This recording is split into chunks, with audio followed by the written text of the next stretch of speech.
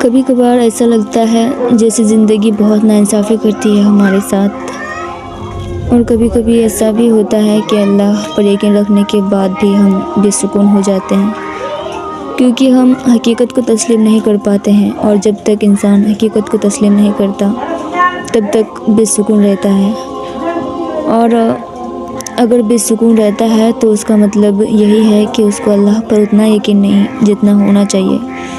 دیکھو، رونا بری بات نہیں ہے، چاہے مرد ہو یا عورت۔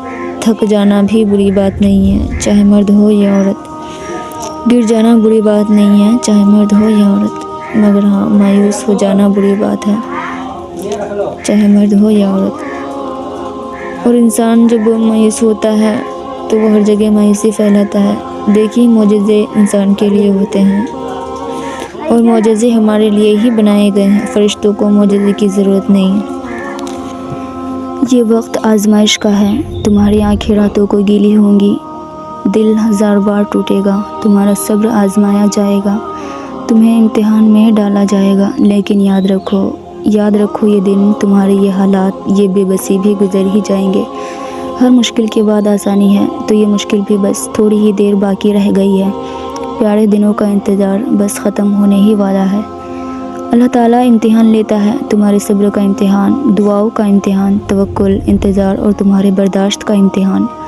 اور یہ امتحان سہنا مشکل بھی ہوتا ہے، کبھی کبھی ہم تکلیف برداشت نہیں کر پاتے ہیں اور اپنی دعاؤں پر توکل کرنا ہی چھوڑ دیتے ہیں۔ درد سہنا ہمارے لیے بہت مشکل ہو جاتا ہے، ہماری طویل انتظار دل کو تھکا دیتا ہے، مگر اللہ تعالیٰ کا امتحان تکلیف دینے کے لیے نہیں ہوتا۔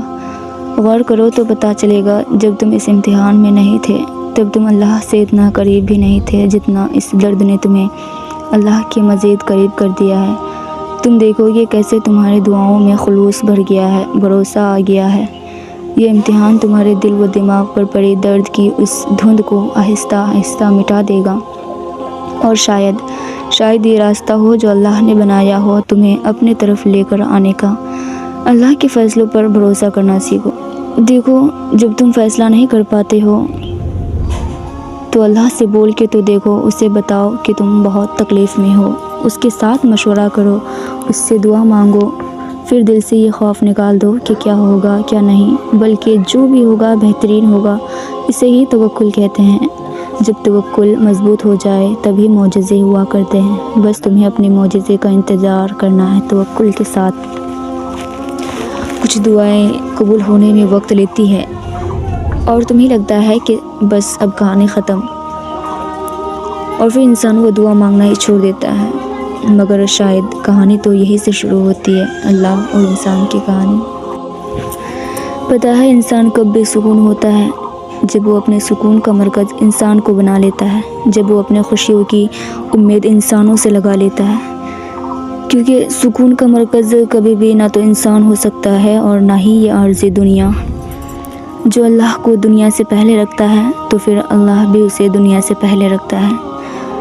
اللہ کو محبت کا مرکز بنا لو، پھر دیکھو کیسے ساری محبتیں بھاگ کر تم تک پہنچ جائیں گی۔ اللہ ہی محبت کا پہلا اور آخری حقدار ہے، بیچ کی ساری محبتیں تو بس چند لمحوں کی کہانی ہے۔